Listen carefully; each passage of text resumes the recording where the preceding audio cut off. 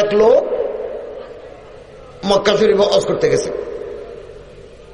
আলফু দিনারি, সোনার টাকা আছে 1000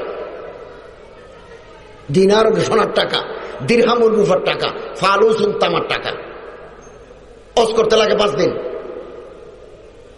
দেশের মানুষ আছে, ডাকি বলল, ভাই আমার এই থলের ভিতরে 1000 সোনার টাকা আছে, আমি তো আজকে মিনা যাব, তারপর আরাফাত যাব, আরাফাত থেকে মুজদালিফা আসবো, শয়তানের পাথর মানবো, কোরবানি করব, হলক করব, কসর করব, তওয়াফে জিয়ারত করব, টাকার তোলে একটা লই, এই দেশ থেকে ওই দেশে, এক জায়গা থেকে আরেক জায়গা কঠিন, একটা লোক দেখাই দাও না, আমার টাকাগুলো আমানত রাখতে পারি। লোকেরা বললো, ওই যে লাইন ধরে দোকান আছে একেবারে পশ্চিমের যে দোকানদার বুড়া সদাগর, তিনি আমানতদার, ওনার কাছে রাখো। তো গেছে, বললো, হযরত আমি একজন হাজি, আমার এই থলের ভিতরে আলফু দিনার 1000 সোনার টাকা আছে, আপনি দয়া করে যদি এটা আমানত রাখতেন, হজের পরে নিয়ে যাব। একটু গণি দেখেন না, বরাবর 1000 সোনার টাকা আছে কিনা। সদাগর বলে, হজের মৌসুম, ব্যবসা বাণিজ্য বেশি, বেচা কিনা বেশি, এখন এগুলো গণার টাইম নেই, তুমি গিরে মারো, গিরের ভিতরে নাম ঠিকানা লিখিত, হজের পর দিন আসি নিয়ে যাবে। মানুষের নিঃশ্বাসের বিশ্বাস নাই, জমা রাখি চলে গেছে। হজের আরকান আহকাম পালন করি, হজের পর দিন তওয়াফে জিয়ারত, তওয়াফে বেদা এগুলো করি, সুলটুল হলক কসর এগুলো করি, দোকানে গেছে টাকা আনার জন্য, ওয়াদা মাফিক। আমার দেখা গেল দোকান বাঁধা। পাশের দোকানদারকে জিজ্ঞাসা করে, আল্লামা জাহাবি, পাশের দোকানদারকে জিজ্ঞাসা করে, উনি কোথায়? পাশের দোকানদার বলে, ওনাকে তালাশ করো কেন, তুমি কে? বললো, আমি একজন হাজি, হজ করতে আসছি, 500 দিন আগে 1000 সোনার টাকাটা থইলে আমানত দিয়ে গেছিলাম। বলো, আফসোস, উনি তো গতকাল মরে গেছেন,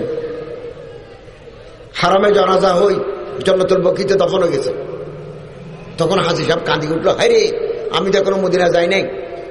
পাশের দোকানদার সান্ত্বনা দিয়ে বলেন, আমি ঠিকানা দিই, এখান থেকে 4 কিলোমিটার দূরে ওনার বাড়ি আছে, ছেলে আছে, মেয়ে আছে, ছেলে আছে, দোকান খুলছে আজ সকালে, তুমি গেলে পাইবে, হতে পারে টাকা বাড়িতে আছে। গেছে, বউর সাথে কথা হইলো, ছেলের সাথে দেখা হইলো, বললো না, গড়ে দোকানে 1000 টাকার সোনার থলে তো নাই, আপনার কাছে আমার বাবার কোনো দস্তরটা আসেনি যে আপনি টাকা দিচ্ছেন?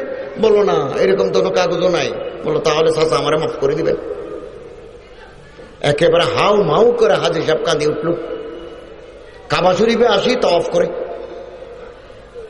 কাবা শরীফে তওয়াফ করলে 40টা নাকি, ওয়াশরুন আলিন নাজরিন, আল্লাহর কালো ঘরের দিকে এবং চাই থাকলে 20টা নাকি, সিত্তুনা লিত্তাইফিন, 40 লিল মুসাল্লিন। তওয়াফ করলে 60 নাকি, নামাজ পড়লে 40 নাকি, চাই থাকলে 20 নাকি। আমি আলহামদুলিল্লাহ এ যাব ফেব্রুয়ারিতে, মার্চ এপ্রিলে যাব, এপ্রিলে মাঝামাঝি যাব মালয়েশিয়া, ওখান থেকে আসে আল্লাহ তৌফিক দিলে আল্লাহর দরবারে আজিরা দিয়ে আসবো। যা দোয়া করবেন সব দোয়া কবুল হয়ে যাবে। বেশি টাকা লাগে না, তৈরি হন। 10 বছর আগে একবার উমরা করছেন, এখন একবার করবেন, মাঝখানে 9 বছরের গুনাহ আল্লাহ মাফ করে দিবেন। তো যায় কাবা শরীফ তওয়াফ করে কাঁদে। আল্লাহর ঘরের কোনায় কিছু দরবেশ খোদা মস্ত ইবাদত করছেন।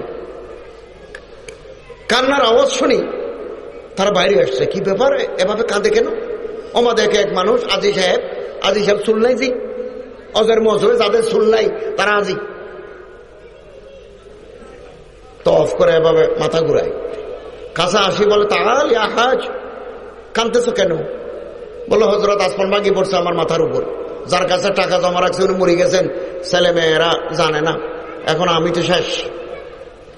দরবেশ বলে, টাকা পাইবে, ঘরে যাও, এখন ঘুমাও, আজকে রাতে 2টার সময় আসবে, অজু বানাই, এখানে 2 রাকাত সালাতুল হাজত পড়বে। কাবা শরীফের একটু দূরে জমজম কুয়া, বীরু জমজম। আমি যখন 1975 ইংরেজিতে হজ করতে গেছি, 85 ইংরেজিতে, তখন জমজম কূপ খোলা ছিল বা জমজম কূপ দেখা যেত। এখন জমজম কূপ দেখা যায় না, জমজম কূপ এখন ছাদের নিচে চলে গেছে, সিঁড়ি দিয়ে নামতে হয়। তখন দেখা যেত, তখন জমজম কূপ ছিল খোলা। দরবেশ বলেন, শোনো,